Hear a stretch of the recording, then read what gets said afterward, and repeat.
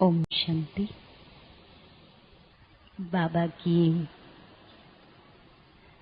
तपस्या भूमि, कर्म भूमि, मधुबन बेहद घर में जो हम सभी योग तपस्या भट्टी के लिए आए हैं, तो आप सभी भाई बहनों का अभिनंदन और अभिवादन करते हैं। आज भट्टी का शुभारंभ हो रहा है, तो हम सभी के बीच में आदरणीय शिलू दीदी जी, हम शिलू दीदी का एक हाथ की ताली से स्वागत करते हैं। और हम सभी लकी सितारे हैं जो इतनी वैल्यूएबल आत्माएं हम सभी का श्रृंगार करने के लिए एवर रेडी है।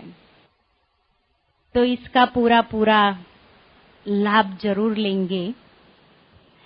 आदरणीय दीदी, इसमें से कौन है जो दीदी को पहली बार देख रहे हैं? हाथ खड़ा करेंगे? बहुत कम। बाकी सब पीस ऑफ माइंड पर दीदी को सुनते रहते होंगे। आदरणीय दीदी जी पिछले 50 वर्षों से बाबा की सेवा में समर्पित हैं और बेहद की सेवाएं करते रहते हैं। दीदी की सबसे बड़ी विशेषता है, इसमें से कई भाई बहने राजयोग शिविर के द्वारा पैदा हुए होंगे, माना जन्म हुआ होगा।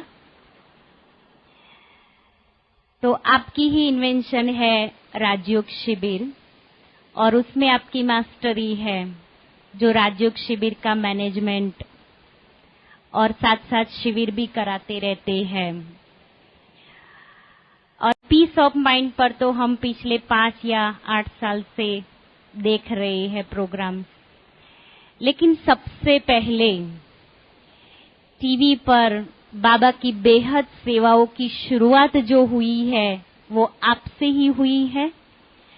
सोनी टीवी पर और संस्कार चैनल पर सबसे पहले आपके वैल्यूज के ऊपर लेक्चर्स आते थे, तो उसके निमित्त भी आप बने हैं।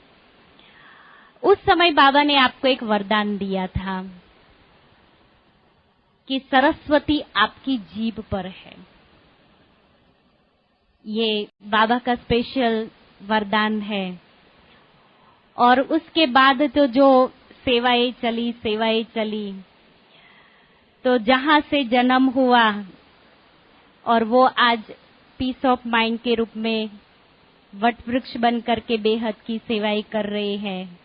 लेकिन आपने शुरू किया है, रहते यहाँ है, लेकिन अनेक आत्माओं को देश विदेश में भी पवित्र करते हैं। जैसे कहते हैं ना, गंगा हिमालय से निकली, लेकिन पूरे विश्व को, भारत में तो है लेकिन पूरे विश्व के लोग गंगा नदी में स्नान करने के लिए आते हैं। ऐसे ही आप भी एक स्थान पर रहते हुए देश विदेश में अनेक स्थानों पर सेवाएं देते रहते हैं।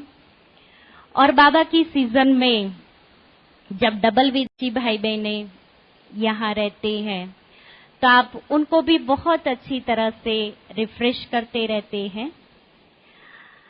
आप बहुत मिलनसार, मधुर, सरल और बाबा के सर्विसेबल बच्चे हैं। तो आज हम सुनेंगे दीदी के द्वारा, टॉपिक है अमृत वेले के वरदानी समय का महत्व एवं भट्टी का लक्ष्य। तो भी उनके अनुभवों से हम लाभान्वित होंगे। आदरणीय शिलू दीदी जी। ओम शांति, ओम शांति, ओम शांति।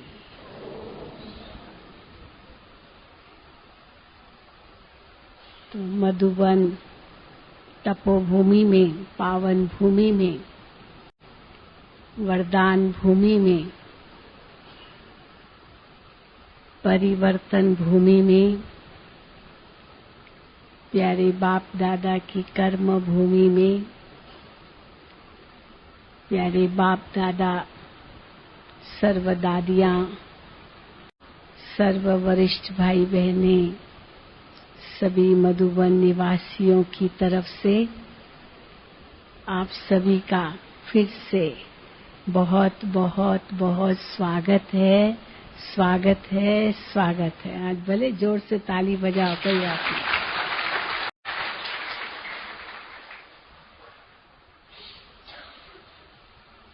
नहीं। ये भी आप सभी का बहुत बड़ा भाग्य है। अहमदाबाद अंबावाड़ी के कनेक्शन के भाई बहने इकट्ठी करने आए हैं। वैसे तो कुछ सालों से यहाँ मधुबन में बठियां चल रही है, लेकिन आपके जो सब जोन की बट्ठी वो पहली बार हो रही नहीं मधुबन में।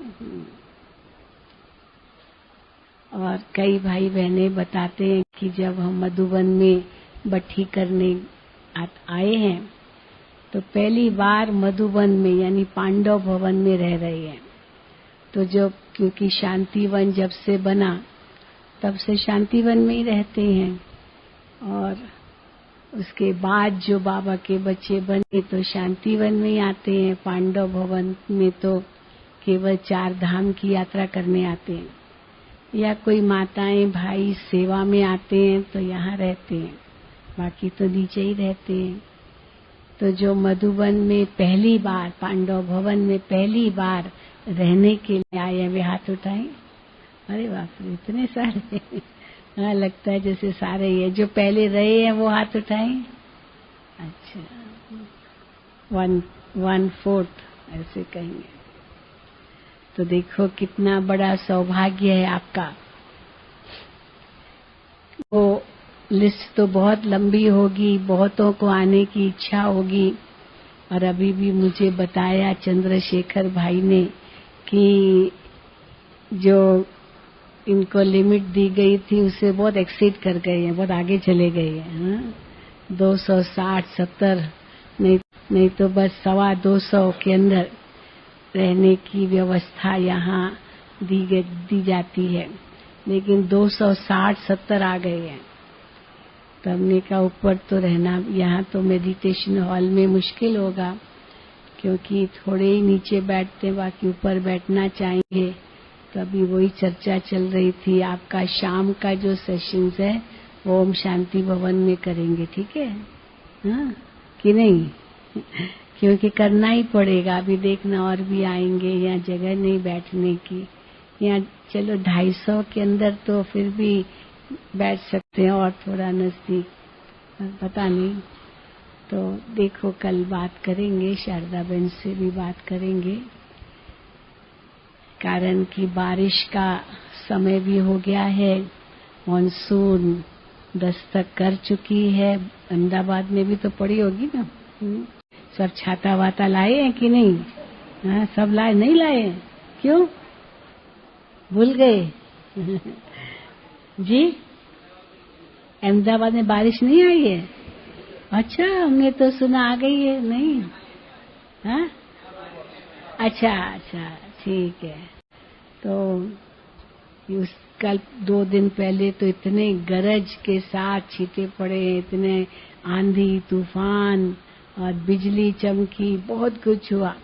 तो कितने तो पोल टूट गए, गिर गए होंगे, बिजली गुल हो गई थी। तो शुरू में तो ऐसे होता है, लेकिन ये बात ये का यहाँ सुख है, यहाँ बाढ़ कभी नहीं आएगी। आ भी नहीं सकती है, सब पानी नीचे बह जाता है। लेकिन मॉनसून तो शुरू हो चुका है, और आप मॉनसून की शुरुआत में आए हैं। अब कैसे बारिश का रुख होता है वो तो आप भी देखेंगे, हम भी देखेंगे। पर रोज इस समय शाम को ऐसा मौसम हो जाता है, ऐसे लगता है कि शायद नहीं भी आए बारिश, अचानक आ जाती है, और कई बार नहीं भी आती है। कल शाम को भी वो दरिया, क्योंकि बाकी सब जो है वो फिर शांति स्तंभ पर शाम को योग करते हैं, क्योंकि बहुत भाई बहने हैं।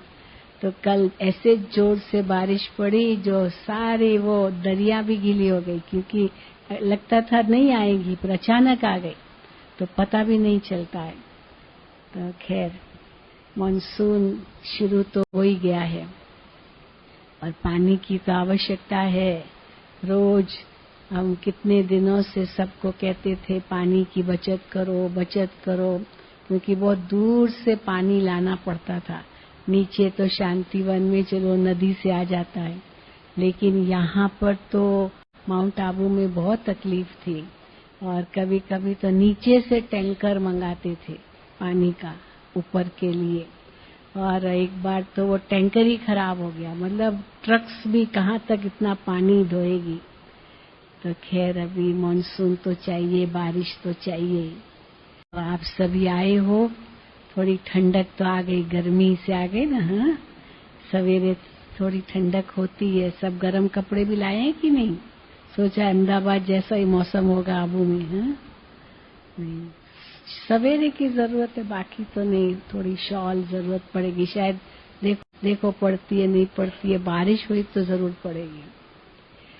तो फिर भी आप सभी यहाँ 3 दिन के लिए मौन योग तपस्या बट्ठी करने आए हो। सभी को ये बैज मिल गया ना? हाँ? गले में लगा दिया। ये आपके लिए विजय माला है। हाँ? किसी ने कहा हमको, मैंने कहा ना विजय माला है, तो कहता नहीं ये तो फांसी है। हाँ, फांसी लगती है ना तो भी गले में लगती है। तो हमने कहा चलो कुछ भी समझो, लेकिन याद की फांसी तो है ही है। और हमें तो भट्ठी में पकना है। भट्ठी में जो चीज पड़ती है वो उसी रूप से फिर वापस नहीं निकलती। उसका रूप, रंग, गुण सब बदल जाता है। जो भी चीज अग्नि में पड़ी, एक बार पड़ी, वो उसी रूप से वापस नहीं आ निकलती है, बदल कर निकलती है।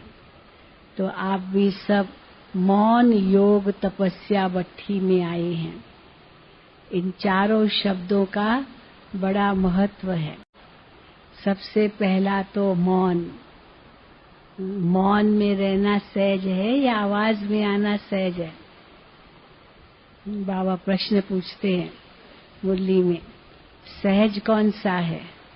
फिर पूछेंगे कि सहज लगना कौन सा चाहिए। पहले है सहज कौन सा है? मौन में रहना सहज है या आवाज में आना सहज है? मौन में रहना सहज है, आवाज में आना हाँ, हाँ, आवाज में आना बहुत सहज है, क्योंकि समझते ना, ये मुख तो हमें मिला है बोलने के लिए, तो आवाज में इतना सहज आ सकते हैं। न चाहते हुए भी मुख चलता है, तो आवाज में आना तो सहज है। पर वास्तव में कौन सा सहज होना चाहिए? मौन में रहना सहज होना चाहिए। क्यों? क्योंकि शांति तो आत्मा का स्वधर्म है, और अगर शांत हो जाए तो इतना सहज अपने स्वधर्म में टिक जाए। लेकिन क्योंकि आधा कल्प का देह अभिमान है, तो इसीलिए उस देह अभिमान के कारण आवाज में आना सहज लगता है। और बाबा हम बच्चों को देही अभिमानी बनाते हैं। शुरू से अंत तक यही स्थिति हमारी काम की होगी। शुरू में भी बाबा ने यही पाठ पढ़ाया, अपने आप को आत्मा समझकर मुझे याद करो। तो जो शुरू का पाठ वही अंत का पाठ भी होगा। अंत के समय भी बस यही याद रहना होगा। तो आत्मा अभिमानी स्थिति, अशरीरी स्थिति, देही अभिमानी स्थिति, तो वो तो मौन की स्थिति होती है। आवाज में आना भी देह अभिमान की स्थिति हो जाती है। हाँ, उस आत्म अभिमानी स्थिति में स्थित रहकर फिर अगर आवाज में आते भी हैं तो जहाँ 10 शब्द बोलना होगा उसकी बजाय 2 शब्दों में ही काम हो जाता। लेकिन जो देह अभिमान में होगा तो बोलना है 2 शब्द और उसको 20 शब्द लगाएंगे, क्योंकि जो आवश्यक नहीं है वो भी बोल देंगे। तो इसलिए बाबा कहते हैं आवाज से परे जाना है। आवाज से परे जाने का जो सुख है वो आवाज में आने से नहीं मिलता। और मौन केवल मुख का मौन नहीं, पर साथ साथ मन का मौन। तो इस भट्ठी का एक बहुत बड़ा लक्ष्य ये है कि मन का भी मौन हो ये 3 दिन। और जितना आप मौन में रहेंगे आप महसूस करेंगे कि अंतर में बड़ा आनंद आएगा। इतना आनंद जो कभी आपने सोचा भी नहीं होगा, क्योंकि बोलना ही नहीं है, जरूरत ही नहीं है। जो कुछ करना वो आप कर ही रहे हैं। किसी और को ऑर्डर करने की जरूरत नहीं है, किसी को हाँ कहने की जरूरत नहीं है। हर एक अपना अपना कर रहा है जो जिसको जितना आवश्यक है। और अगर चलो जरूरत है भी बोलने की तो 10 शब्द की बजाय 1 शब्द में बोल दिया, काम पूरा हुआ। परंतु ज्यादा आवाज में आने की जरूरत नहीं है। और जितना ये लक्ष्य पहले रखेंगे कि मुझे आवाज में नहीं आना है, मुझे मौन में रहना है और उसके लिए मन का भी मौन रखना है, तो आप महसूस करेंगे ये 3 दिन इतना आनंद आएगा। ऐसे जो बाबा कहते हैं अति इंद्रिय सुख का जो अनुभव होता है वो सुख का आप अनुभव यहाँ करेंगे। एक तो वातावरण का साथ है, सहयोग है। दूसरा दैवी परिवार का साथ और सहयोग है। तीसरा फिर दिन भर ज्ञान की ही चर्चा यहाँ होती है और सांसारी बातें तो यहाँ है ही नहीं। कोई नौकरी धंधा कुछ करना नहीं है, न माताओं को खाना पकाना है, न भाइयों को, या जिसको दफ्तर जाना है, कुछ और कारोबार है। बस पढ़ाई और याद, बस यही हमारे 2 सब्जेक्ट्स होंगे और यही हमारी मौन भट्ठी होगी। इसलिए और बातों के बारे में सोचने की जरूरत ही नहीं है। बना बनाया खाना मिलेगा और अच्छा मेन्यू बहुत अच्छा बनता है। हाँ, अच्छा खाना मिलेगा, इसीलिए उसकी भी चिंता नहीं है। माताओं को नहीं तो सुबह सुबह चिंता शुरू हो जाती है, आज क्या खाना पकाएं सब्जी है नहीं है, उसकी भी आपको चिंता नहीं। तो इसीलिए और जो भी गोरख धंधे हैं सबको छोड़ करके यहाँ आई है ना। ब्राह्मणों का ही संग है। आज भी बाबा ने कहा, कई बच्चे कंप्लेन करते हैं बाबा क्या करे, अवस्था बनती नहीं क्योंकि बगलों के साथ रहना पड़ता है। हाँ, क्या करे, वातावरण अच्छा नहीं है, क्या करे बाबा, कोई शिकायत करते। तो बाबा कहते अगर स्वस्थिति होगी तो फिर वो परिस्थिति आपको विचलित नहीं करेगी। तो आप सब यहाँ आए हो वो स्वस्थिति बनाने के लिए। तो स्वस्थिति बनाने के लिए वातावरण का संग का साथ है, अन्न का साथ है और बाबा तो है ही साथ। और यहाँ पर जो 4 धाम है, देखो उस 4 धामों की यात्रा करने के लिए दूर दूर से भाई बहनें आते हैं।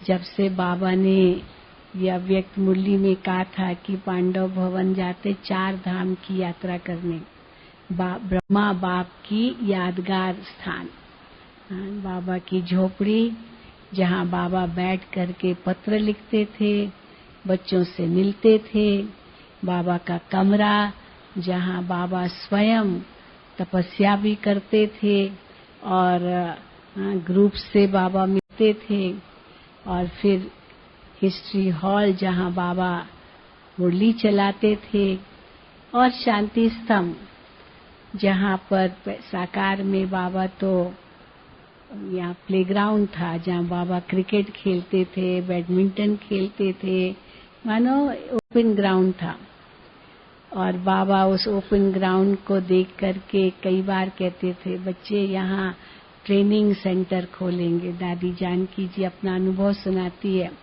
कि बाबा ने एक बार जैसे दादी का हाथ पकड़ के वहाँ थोड़ा सैर कराया और दादी को कहा कि देखो बच्चे ये है ना, यहाँ ट्रेनिंग सेंटर बनेगा और यहाँ ही आपको मकान बना के देंगे, इंद्रप्रस्थ बनाएंगे और यहाँ रहकर आप टीचर्स को ट्रेनिंग देना, कुमारियों को मतलब ट्रेनिंग देना।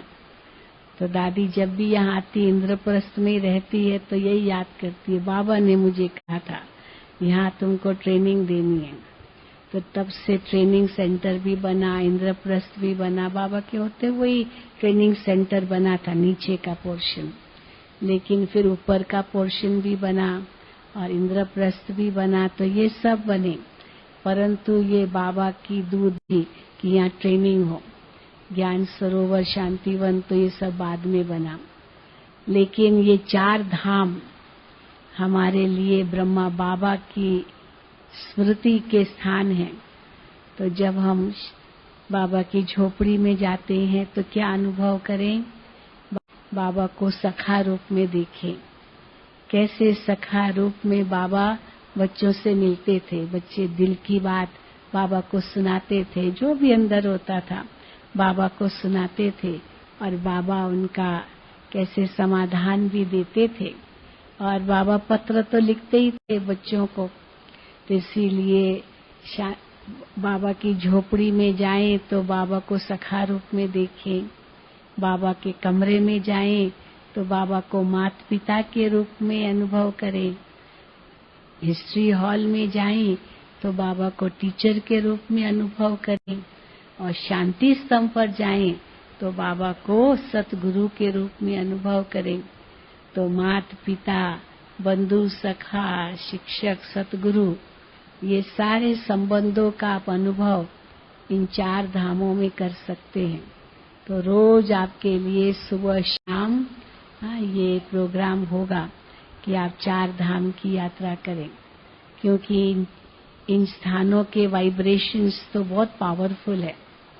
और साथ ही साथ बाबा की झोपड़ी से शांति स्तंभ तक वो जो पथ है, रास्ता है, वो भी बहुत ही चार्ज्ड है, बहुत पावरफुल है, क्योंकि ब्रह्मा बाबा, दादियाँ कितना उस पर चलती थी, उसी रास्ते पर। यहाँ पर कोई एक व्यक्ति आया था, वो वाइब्रेशंस को कैसे पकड़ता था, तो उसने अपना अनुभव सुनाया कि कैसे बाहर से आते ना, नकी झील से आते हैं, वहाँ के वाइब्रेशंस कैसे है, फिर ये रोड से आते हैं तो वहाँ के वाइब्रेशंस कैसे है, सब दिखाया।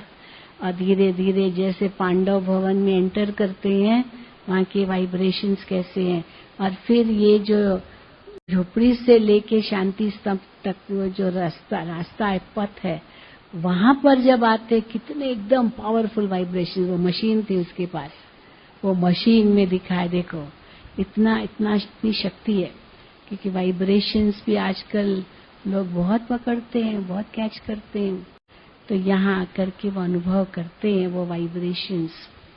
और सचमुच ये दुनिया ही निराली है, बिल्कुल अलग ही संसार है। अभी बारिश के दिनों में तो आपको कई सवेरे सवेरे ऐसे लगेगा जैसे हम सूक्ष्म वतन में सैर कर रहे हैं, क्योंकि जो भी बादल है ना, नीचे आ जाते हैं और सूक्ष्म वतन में घूम रहे हैं, बादलों के बीच में। ऐसे आपको अनुभव होगा जब एकदम बारिश ज्यादा पड़ने से पहले वो फागी आ जाती है, वरना फॉग, वो सारा बादल नीचे आ जाते हैं। तो वो भी हम अनुभव करते हैं यहाँ।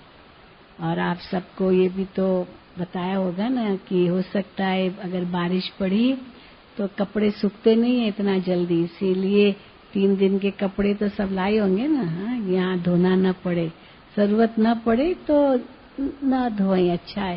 पहले कपड़े तो आप ले जा सकते हैं, अहमदाबाद तो दूर नहीं है, तो इसीलिए अगर धोएंगे तो फिर सुखाना मुश्किल भी हो सकता है, क्योंकि न भी सूखे अगर धूप नहीं आती है तो।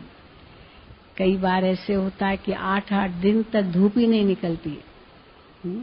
एक बार बड़ी दीदी ने किसी को पत्र लिखा था कि अरे आपको पता है सूरज रूठ गया है। तो सबने सोचा सूरज भाई की बात होगी। सूरज रूठ गया है। तो सबने सूरज को फोन किया, क्या बात है भाई, क्यों, क्या हुआ? तो कहा कि सूरज रूठ गया माना वो सूर्य देवता वो रूठ गया है, क्योंकि दर्शन ही नहीं दे रहा है। इतना फागी है, इतनी बादल है, इतनी बारिश है, तो लगातार 8 दिन तक बारिश पड़ती रही, सूरज देवता ने दर्शन ही नहीं दिया, तो सूरज रूठ गया है। तो अगस्त का महीना भी तो जुलाई कल से शुरू होगा, तो फिर भी थोड़ा होगा। अगस्त में अगर आप आएंगे ना, तो अगस्त को कहा जाता है डिसगस्ट, एकदम कुछ भी सूखता नहीं है, गीला ही गीला, 100% से भी ज्यादा ह्यूमिडिटी यहाँ होती, सब पानी पानी।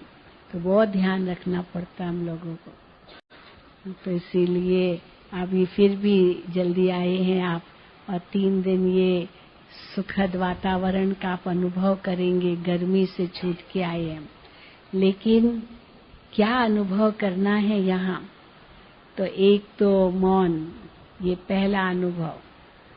इतना ऊंचा आप लक्ष्य रखना कि कुछ भी हो जाए आवाज में नहीं आना। एक अंदर में एक दृढ़ संकल्प करो, आवाज में नहीं आना है। कोई आपसे बात भी करे ना, तो आप इशारे से उनको कहो, या इशारे से आप उनको ये भी कह सकते हो, बोलो भी नहीं, शांत रहो, ये भी आवाज में आना होता। तो या तो प्यार भरी दृष्टि दो, बस योग युक्त दृष्टि दो, वो अपने आप समझ जाएगा या समझ जाएगी कि मुझे भी मौन में रहना है। तो ये पहला अभ्यास, ये थोड़ी मेहनत करनी पड़ेगी आपको अपने साथ, कि मुझे मौन में रहना है, ये पहला लक्ष्य। और दूसरा योग तपस्या बट्ठी। तो योग माना मिलन। तो कैसे मैं आत्मा बाबा के साथ हूँ, कोई देहधारी की याद न आए, ये योग। परमात्मा से आत्मा का मिलन, ये मिलन का अनुभव, योग का अनुभव हमको यहाँ इतना करना है कि कोई और देहधारी की याद न आए। देह और देह के संबंध से बिल्कुल भूले हुए हो, क्योंकि बाबा तो हमें कहते हैं कि ये जो भी देह के संबंध है, ये सब हिसाब किताब है, कर्मों अनुसार है। और जब कर्मों अनुसार हिसाब किताब चुकतू होते हैं, हिसाब किताब पूरा हुआ तो हिसाब किताब पूरा हुआ, तो कर्म भी पूरा हुआ, तो संबंध भी पूरा हुआ। तो ये तो सब टेम्पररी है, पर सच्चा सर्व संबंध तो मेरा एक के साथ ही है। जन्म जन्म का संबंध तो एक के साथ ही है, उसको ही हमने याद किया। कल भी बाबा कह रहे थे कि देखो कितने 84 जन्म लिए हैं, तो कितने माँ बाप लिए होंगे, 84 माँ बाप तो लिए होंगे, और कितने अलग अलग भाई बहनें मिले होंगे हर जन्म में, मामा चाचा काका ताया, पति भी कितने मिले होंगे ना, या पत्नी, या जो भी कहो, नाना नानी दादा दादी, कितने लौकिक में संबंध है, विस्तार है, झाड़ है संबंधों का। और बाबा ने सारा विस्तार खत्म कर दिया। बस संगम युग पर एक ही ये छोटा सा संबंध है, बस माता पिता और हम सभी बच्चे।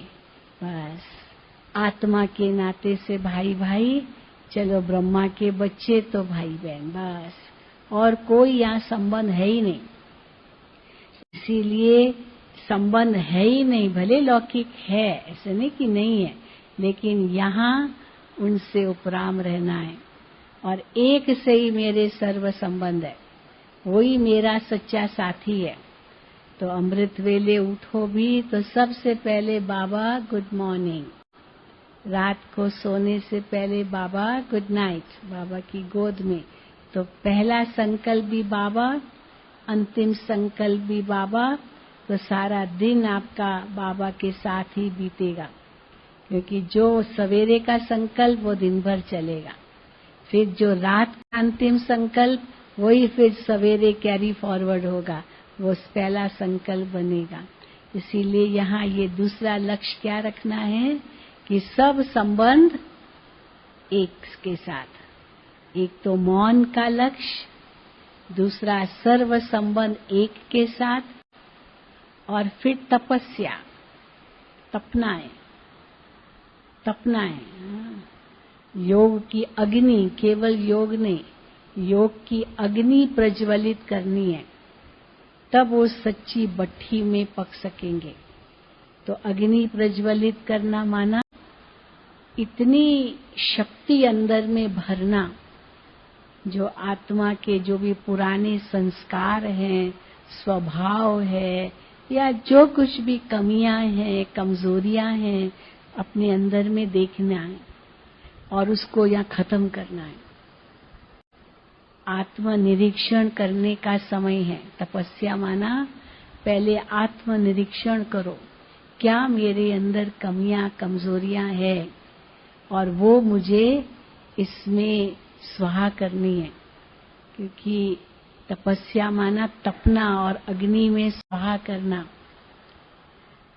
तो कमी कमजोरी को देखना, उसके लिए निरीक्षण करना जरूरी है, और निरीक्षण के साथ साथ विश्लेषण कि वास्तव में मैं क्या हूँ और अभी मैं क्या स्थिति में हूँ, मैं हूँ क्या और क्या समझ हूँ, तो मुझे क्या बनना है। बाबा ने हमें बहुत ऊंचा लक्ष्य दिया है। पहले तो यहाँ संगम पर बाप समान बनना है। तो कई बार होता है ना कि पता नहीं पड़ता मैं ये करूं न करूं, देखूं न देखूं, जाऊं न जाऊं, असमंजस में होते हैं, बड़ा कंफ्यूजन होता है, क्या करें क्या न करें। तो बाबा उसके लिए बहुत सहज उपाय देते कि अगर ब्रह्मा बाबा यहाँ होते मेरी जगह, तो ब्रह्मा बाबा क्या करते, बस वही मुझे करना है। क्योंकि बाप की कदम पर कदम रखना है, तो जो बाप करता है वही बच्चे को भी करना है। तो बाबा के कदम पर कदम रखना माना बाप को पूरा फॉलो करना। तो बाबा इस समय क्या करते, तो बाबा क्या करते वो हमारे लिए मापदंड है। अगर बाबा ये नहीं कर, मुझे भी नहीं करना है, तो अपने आप को हम सावधान कर लेंगे। इसलिए तपना माना परिवर्तन करने के लिए आत्म निरीक्षण करके आत्म विश्लेषण करना, फिर आत्म संयम करना। क्योंकि संयम भी बहुत बड़ी चीज है। क्योंकि संयम अगर है तो हम परिवर्तन भी कर सकेंगे। अगर संयम नहीं होगा तो परिवर्तन करना मुश्किल होगा। कई कहेंगे क्या करें, ऐसा ही होता है, नहीं होता है मेरे से, संयम नहीं होता है। क्योंकि परिवर्तन करना ये लक्ष्य ही नहीं है। पर जिनको ये लक्ष्य है कि परिवर्तन करना है, वो संयम भी रखेंगे, वो विश्लेषण भी करेंगे, निरीक्षण भी करेंगे, और उसी लक्ष्य के मुताबिक परिवर्तित भी होंगे। और फिर भट्ठी, तो भट्ठी माना ही परिवर्तन। कोई भी चीज भट्ठी में पड़ी माना परिवर्तित हो गई। और परिवर्तन में क्या होता है, जो बुराई है या जो कमजोरी है वो खत्म हो जाती, जैसी भी कमजोरी है। ईंट डालते हैं, मिट्टी की ईंट होती है, मिट्टी होती है, लेकिन भट्ठी में डाला तो क्या हो जाता है, वो इतनी मजबूत हो जाती है, कितनी इमारतें खड़ी होती, ईंट से ही तो होते हैं। तो इसीलिए कहाँ वो मिट्टी और कहाँ इतनी बड़ी बिल्डिंग का वो एक भाग बन जाता है। एक दीवार की कितनी शक्ति है वो कैसे पता चलती है, उसकी सबसे कमजोर ईंट से। एक कहावत है कि एक दीवार की कितनी शक्ति है वो कैसे पता चलती है, उसकी जो सबसे मजबूत ईंट है उससे नहीं, लेकिन जो सबसे कमजोर ईंट है उससे उस दीवार की शक्ति का अंदाजा लगा सकते हैं। क्योंकि अगर वहीं कोई मुक्का मारे तो ईंट टूटेगी। तो वही उसकी शक्ति है। किसी सांकली होते हैं ना, चेन, उस चेन की इतनी शक्ति है, उसका अगर उसकी माप करनी है तो कैसे पता चलेगा? जो सबसे कमजोर कड़ी है, वो सबसे कमजोर जो कड़ी है वही उसकी शक्ति है। क्योंकि वो अगर टूटी तो सारा चेन ही टूट गया। सोने का चेन पहनते हैं, भले सोने का है, पर एक कोई कड़ी कमजोर है तो क्या होगा? टूट गई, कहाँ चेन गिर गई पता भी नहीं चलता है। तो इसीलिए बाबा कहते हैं कोई भी कमजोरी न रहे, इसलिए भट्ठी है। तो कोई भी कमजोरी है वो भट्ठी में खत्म हो जाती है। तो ईंट कैसे बन जाती है? एकदम पक्की। फिर दूसरा, सोना डालो तो भट्ठी में सोना डालते हैं तो क्या होता है? सारी जो खाद है वो पहले गल जाती है। क्योंकि जो भी चीजें सोने में पड़ती है ना, वैसे भी उनका मेल्टिंग पॉइंट, जो वो पिघलने का जो टेम्परेचर होता है, वो सोने से कम है। सोने का टेम्परेचर पिघलने का सबसे ज्यादा होता है। तो लोहा, तांबा, चांदी, वो सब पिघल जाएगा, और बाकी सोना वो शुद्ध रहता है, वो शुद्ध बन के निकलता है। तो बाबा कहते हैं तपस्या माना ये सारी खाद निकालना, भट्ठी में पकना माना वो खाद मेरी निकल जाए। तो निरीक्षण करो मेरे अंदर कौन से ऐसे संस्कार हैं जो केवल मुझे ही दुख नहीं दे रहे पर दूसरों को भी दुख दे रहे। कई बार होता है ना कि मुझे तो दुख नहीं देते, चलो दूसरों को देते, मुझे क्या फर्क पड़ता है, भले वो दुखी हो, पर मुझे भी दे रहे हैं, दूसरों को भी दे रहे हैं, और वो मुझे संस्कार यहाँ बदलने हैं। बहुत बड़ी लिस्ट ऐसे कौन से संस्कार हैं जो बाबा कई बार कहते हैं ना, बच्चे कहते हैं क्या करें बाबा मेरे संस्कार बदलते नहीं। तो बाबा कहते हैं असली संस्कार कौन से हैं तुम्हारे? मेरे संस्कार माना ये तो वर्तमान के संस्कार हो गए, ये असली संस्कार तो नहीं है ना। असली संस्कार कौन से हैं तुम्हारे? शुद्ध संस्कार है, दैवी संस्कार है, श्रेष्ठ संस्कार है, पावन संस्कार है, वही मेरे सच्चे संस्कार है, वही सच्चा सोना है। तो सच्चा सोना भी बनो, सच्चा हीरा भी बनो, क्योंकि संगम युग तो हीरे तुल्य जन्म है।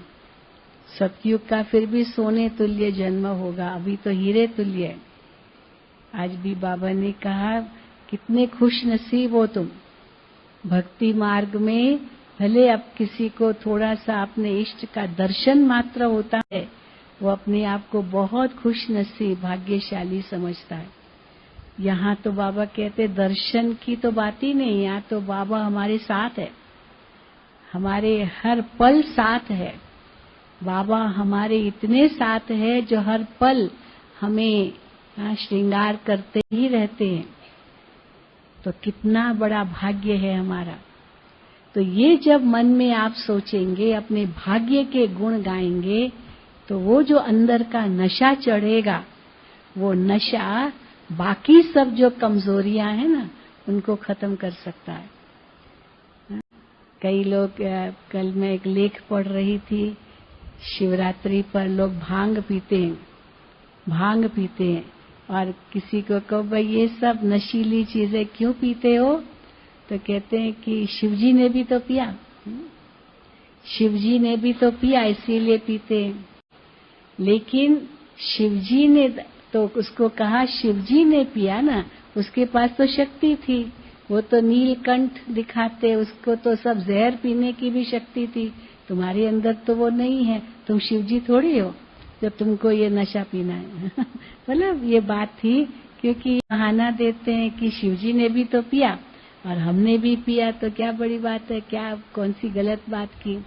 तो बाबा कहते हैं ग्लानि तो करते ही हैं, लेकिन भगवान हमको कौन सा नशा चढ़ाते हैं उस नशे का तो किसी को पता ही नहीं।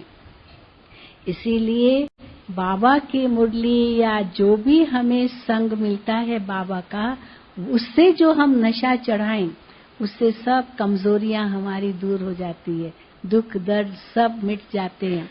क्योंकि हम उस नशे में रहते हैं। और हम सच्चा हीरा है।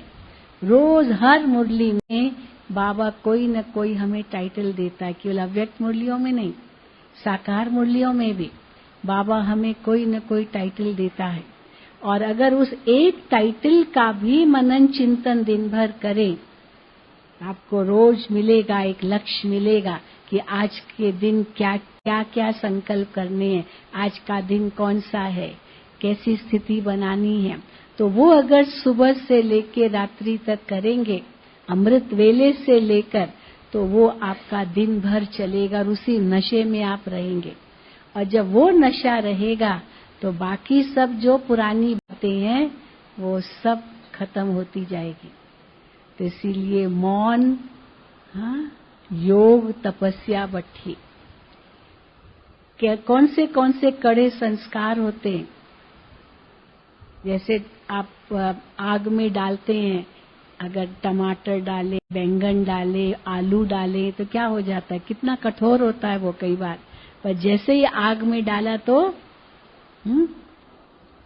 बैंगन बर्था बन जाएगा, टमाटर नरम हो जाएगा, चटनी बना सकते हैं सहज, है ना। या आलू बस उबाल दिया और वो पानी आग में पका और तैयार हो जाता है खाने के लिए। तो इसीलिए कैसे आग में पड़ते ही परिवर्तन हो गया, जो ऐसे न खा सको, लेकिन आग में पड़ा, सेक लगा और परिवर्तन हो गया।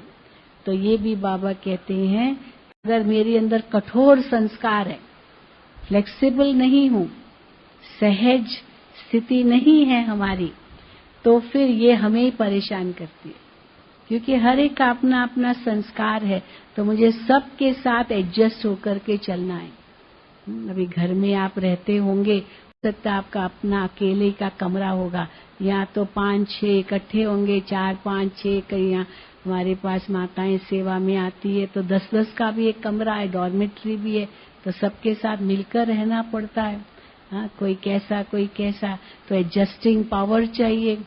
अकोमोडेशन उसमें कैसी हमको मिली, तो खुद के मन में भी अकोमोडेट करना है।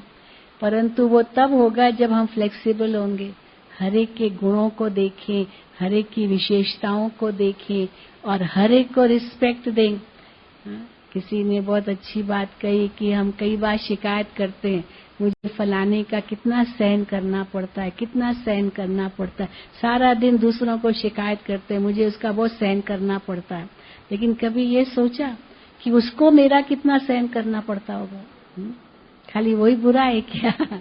मेरे अंदर भी तो बहुत कमजोरियां हैं, तो उसको मेरा कितना सहन करना पड़ता होगा कि नहीं करना पड़ता, खाली मुझे ही करना पड़ता उसका। मेरी भी जो कमजोरियां वो उसको पसंद नहीं है, जैसे मुझे उसकी पसंद नहीं है। तो इसीलिए हर बात में हमें एडजस्ट तो करना है, क्योंकि हम और किसी को तो बदल नहीं सकते हैं।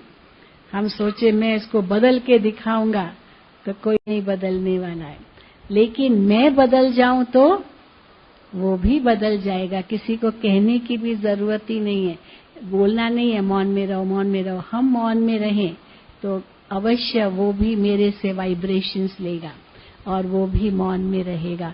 तो पहले मुझे बदलना है, दूसरे को नहीं देखो, किसी को नहीं देखना है, मुझे बदलना है, मुझे बदलना है, ये एक पहला लक्ष्य हो। और मुझे बदलना है ये लक्ष्य होगा तो ऑटोमेटिकली वातावरण में परिवर्तन आएगा। तो इतना ऊंचा लक्ष्य हमें रखना है। और इस लक्ष्य का फिर उद्देश्य क्या है? एक है लक्ष्य। लक्ष्य भी स्टेप्स में होते हैं, शॉर्ट टर्म गोल्स होते हैं, बिजनेस में भी करते हैं ना भाई, 1 साल में हमको ये करना है, 2 साल में ये करना है, 3 साल में ये। पर उद्देश्य तो बहुत ऊंचा होता है। उद्देश्य होता है कि देश के लिए मुझे करना है। तो इसीलिए लक्ष्य तो बाबा ने हमें दिए, पर उद्देश्य क्या है? जो बाबा कहते हैं मुक्ति और जीवन मुक्ति अपने नैनों में रखो। एक आंख में मुक्ति और दूसरी आंख में जीवन मुक्ति, ये हमारा उद्देश्य है। क्योंकि घर जाना है, बाबा आए हैं घर ले जाने के लिए, नई दुनिया में ले जाने के लिए, पर घर जाने के लिए हमें पावन बनना होगा। पहले बाप समान बनना होगा, फरिश्ता बनना होगा, बिंदी बनना होगा, बिंदी बन बिंदी को याद करना होगा, निराकारी स्थिति अपनानी है, तब तो अंत में वही हमें अनुभव होगा। बहुत काल का अभ्यास चाहिए। अगर बहुत काल का अभ्यास नहीं होगा तो हम लास्ट में फेल हो सकते हैं, क्योंकि 1 सेकंड की परीक्षा होगी। अशरीरी 1 सेकंड में आत्मा बन जाए और कोई याद ना आए, और उसके लिए बहुत काल का अभ्यास चाहिए। और वो बहुत काल का अभ्यास करना है, उसके लिए हमें एवर रेडी भी रहना पड़ेगा, क्योंकि एवर रेडी नहीं होंगे तो अचानक होगा, तो अचानक में फेल हो सकते हैं। तो अचानक होगा, इसलिए एवर रेडी रहना, इसलिए बहुत काल का अभ्यास चाहिए। और बहुत काल का अभ्यास होगा तो एवर रेडी रहेंगे, और एवर रेडी रहेंगे तो अचानक में फेल नहीं होंगे। जैसे देखो परीक्षा होती है ना, तो दुनिया में जो परीक्षाएं हैं वो तो पता चलता है कि फलानी दिन, फलाने स्थान पर, फलाने समय, कितने घंटे की परीक्षा, मतलब सब पहले से बताते हैं ये आपकी परीक्षा होगी। लेकिन क्वेश्चन पेपर क्या है वो पता नहीं होता है, उसके लिए बहुत पढ़ाई करनी पड़ती है। पर यहाँ उसका ऑपोजिट है। क्यों ऑपोजिट है? वहाँ पर कब होगा, कहाँ होगा, कितने समय का होगा, मतलब क्या होगा, बाकी सब मालूम है, पर प्रश्न क्या होंगे वो पता नहीं। और यहाँ पर क्या प्रश्न पता है। कौन सा है प्रश्न?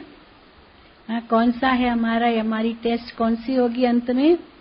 नष्टो मोहा स्मृति लब्धा, यही अंतिम पेपर। और वो 1 सेकंड का पेपर होगा। पर वो 1 सेकंड का पेपर कब आएगा, कहाँ आएगा, कैसे आएगा, वो पता नहीं है। बाकी सब पता है, क्वेश्चन पेपर पता है। तो कौन सा सहज है पास होना? क्वेश्चन का पता हो और बाकी कुछ पता न हो, उसमें सहज पास हो सकते हैं, या बाकी सब पता हो और क्वेश्चन पेपर पता न हो, वो सहज है? सहज कौन सा है? क्वेश्चन पेपर पता हो, तो ये भी तो वही है ना, क्वेश्चन पेपर पता है। 1 सेकंड का ही क्वेश्चन होगा बस।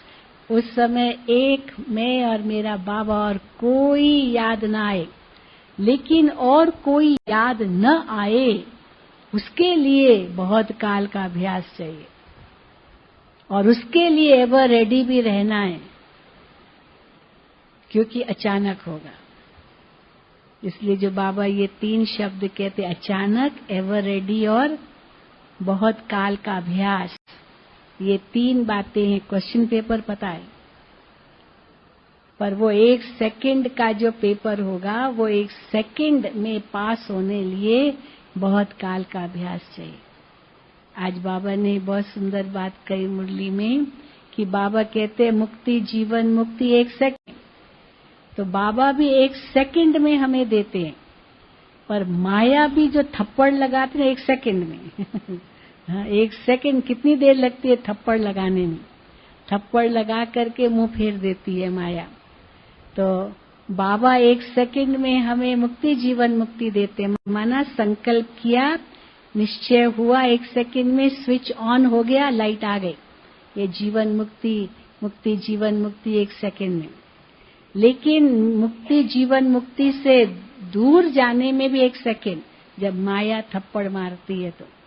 इसीलिए बाबा कहते हैं माया देखती रहती है, कब ये बाबा को भूलता है तो मैं इसको थप्पड़ लगाऊं। आज की बाबा की मुरली थी, तो वो भी 1 सेकंड का ही खेल करती है, और बाबा भी 1 सेकंड का ही खेल बताते हैं। बस स्विच ऑन और ऑफ।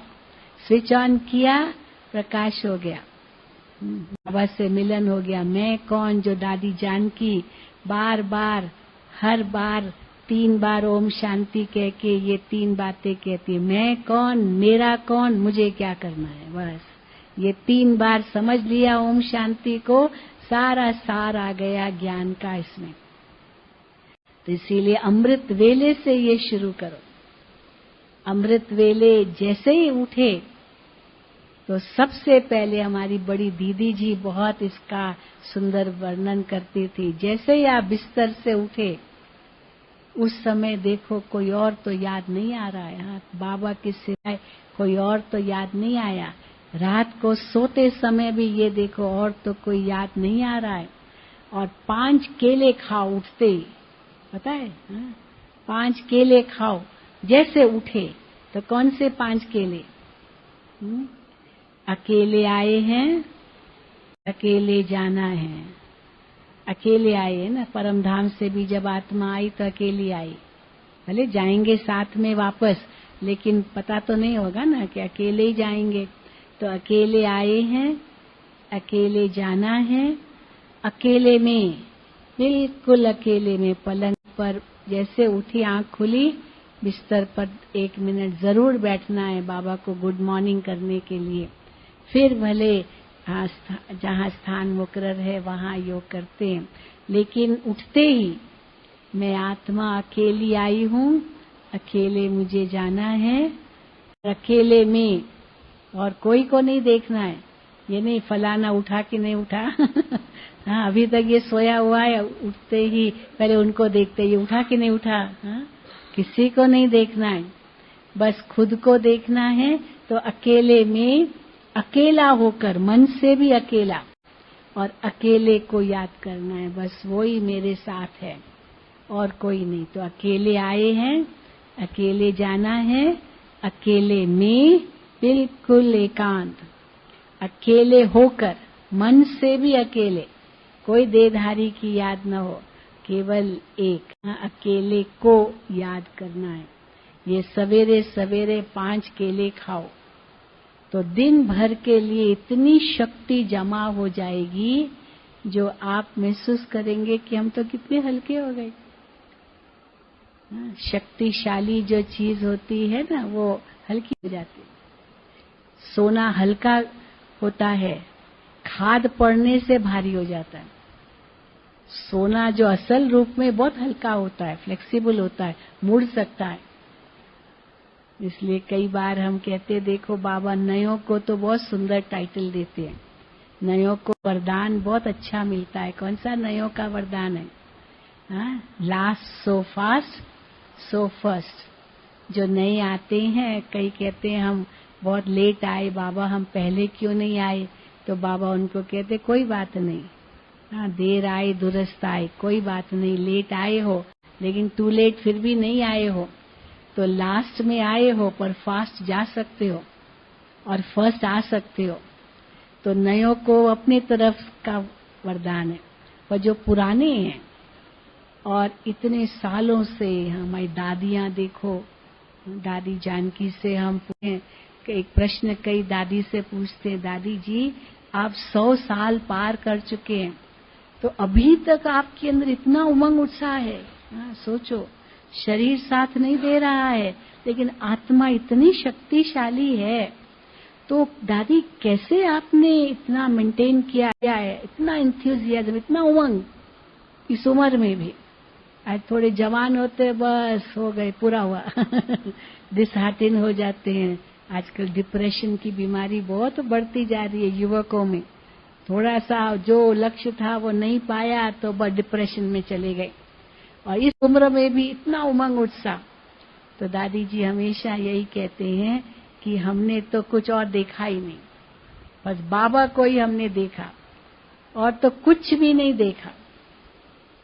और अंदर में ये जोश सदा ही है, मुझे बाप समान बनना है, मुझे बाप समान बनना है।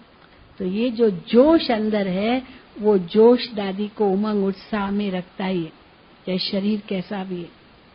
एक दिन बिल्कुल दादी बिस्तर पर होगी, अगले दिन देखो जैसे कि कुछ है ही नहीं। कितना, अभी भी दादी ने 5 दिन लगातार टीवी रिकॉर्डिंग की, 2-2 घंटे की टीवी रिकॉर्डिंग की, इतना किया, और वो क्वेश्चन आंसर सेशन किया, बहुत अच्छा हुआ। तो ये सब कैसे हुआ? क्योंकि उमंग उत्साह है। तो जो पुराने हैं उनके लिए बाबा दूसरा वरदान देते हैं। क्या वरदान देते हैं? Old is gold because it can mould जो पुराने हैं वो सच्चा सोना है, क्योंकि कितनी बातों से वो आगे गए होंगे, कितनी परीक्षाएं उनके जीवन में आई होगी। ये ज्ञान मार्ग इतना सहज तो नहीं है ना। लोगों के विघ्न, कितनी बातों के विघ्न आए होंगे, क्या नहीं आए होंगे उनके जीवन में, लेकिन सबको पार करके स्थिति तक हैं, तो मानो कितने शक्तिशाली होंगे। तो इसीलिए पुरानों के लिए इस बहुत वरदान दूसरा है, ओल्ड इज गोल्ड। जो पुरानी है वो सच्चा सोना है, क्योंकि उनके अंदर मोल्ड होने की शक्ति है, अपने आप को अकोमोडेट कर सकते हैं, अपने आप को परिवर्तित कर सके हैं, समय अनुसार, स्थिति अनुसार एडजस्ट कर सके हैं और सबको साथ लेकर के चल रहे हैं। ये एक बहुत बड़ी शक्ति है। बड़ी दादी से भी एक बार किसी ने पूछा कि दादी आप इतनी बड़ी संस्था कैसे चला रही हो? आज एक व्यक्ति, इसके 4-5 दुकान होते हैं या 100-50 नौकर उसके अंदर काम करते हैं, कोई भी कुछ भी, तो कैसे करते हैं? कितनी चिंता हो जाती है उनको। तो दादी जी से जब पूछा कितने आपके सेंटर्स, इतने समर्पित भाई बहने, इतना सब कुछ, तो आप कैसे ये सब करते हो? दादी ने एक शब्द ही बोला, एक शब्द, और वो शब्द क्या था? विश्वास। मेरा सब में विश्वास है। अब इस शब्द में बहुत कुछ गहराई आ गई। विश्वास अगर है तो कैसे वो भी विश्वास रखते हैं और ये कार्य सफल होता है। तो इतने दूर आप आए हैं भट्ठी करने के लिए, जैसे बताया हमारे सब वरिष्ठ भाई बहने आपसे मिलेंगे नजदीक से। शांतिवन में तो बहुत दूर दूर होते हैं ना, बहने या भाई बहने आते हैं, कहते बहन जी शांतिवन में तो आपको कितना दूर से देखते हैं और यहाँ तो कितना नजदीक से देखते हैं। तो सबसे नजदीक से मिलने का आपको मौका मिलेगा और अपनी वरदानों से झोली भर के जाना, इतना भरपूर होके जाना जो सब जब लौटो तो क्या सब कहे ये तो बदल गया। हाँ? ऐसा अनुभव सबको कराएं। ओम शांति, ओम शांति, ओम शांति। लगी लगन बस एक यही, लगी लगन बस एक यही, लगी लगन बस एक यही, लगी लगन बस एक यही, लगी लगन बस एक यही। हमें तपस्या करना है, बन के तपस्वी मूरत साथी, अब अपने घर चलना है। लगी लगन बस एक यही, लगी लगन बस एक यही। हमें तपस्या करना है, बन के तपस्वी मूरत साथी, अब अपने घर चलना है। लगी लगन बस एक यही, लगी लगन बस एक यही।